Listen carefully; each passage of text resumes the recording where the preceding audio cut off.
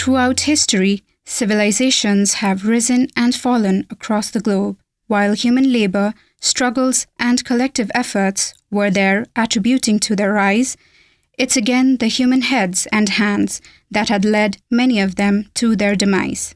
Of late, one ancient civilization that has been grappling hard to keep itself afloat is the Kathmandu Civilization.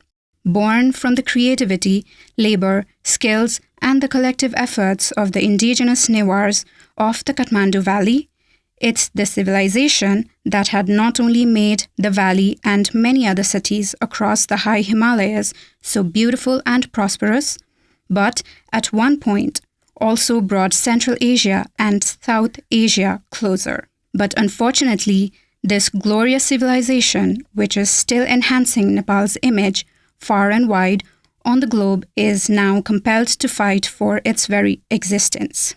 Surrounded on all sides by the Mahabharat mountain range, the bowl-shaped valley was once a lake full of water. Because of that, the soil here is incredibly fertile. Moreover, the temperate climate and the best specimens of human creativity are there to make it second to none. At times, earthquakes, of course, shook the land, yet the damages being caused to this ancient civilization these days by human heads and hands overshadow the damages caused by those natural calamities. Consequently, the land is now heading towards a constant decline, both physically and culturally. With a gloomy situation as such, experts have started warning that if its journey to destruction is not halted in time, Kathmandu will lose not only its unique cultural identity, but its entire physical existence within the next 35 years. The geological structures of the Kathmandu Valley, combined with its current population and infrastructure, is causing the land surface to subside. This fact has already been confirmed. The GPS data and INSA radar images from satellites show how much the land has shifted, whether it has risen, fallen, or moved sideways. The Global Positioning System, as known GPS, can show with millimeter resolutions if the land surface has risen, subsided, or moved right or left. Our analysis of data from 2016 onwards reveals that the land is subsiding in various places by 4 to 17 centimeters annually.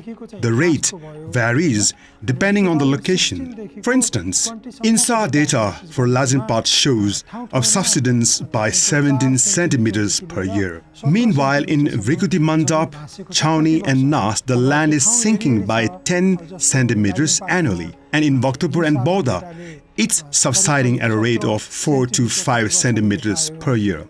This subsidence is a real phenomenon, and the scientific researchers have confirmed this reality. The struggle is hard, yet it is going on, unabated and unrelentingly. We believe it will ultimately end in success. When we became aware of the serious challenges threatening the Kathmandu civilization brought about by unchecked ambition and negligence, we felt a responsibility to contribute in whatever way that we could. It was with this sense of duty that Kathmandu, a tale of toils of a sinking civilization, came into being, a humble effort to protect the land, the lives, the legacy of this historic city. Our purpose has remained simple, yet sincere, to raise awareness among fellow citizens and to respectfully urge decision makers to address these pressing issues with the seriousness that they deserve. We are heartened to see that these collective efforts are beginning to make a difference. Voices that once remained silent are now being heard, and hands that were folded have begun to rise in support.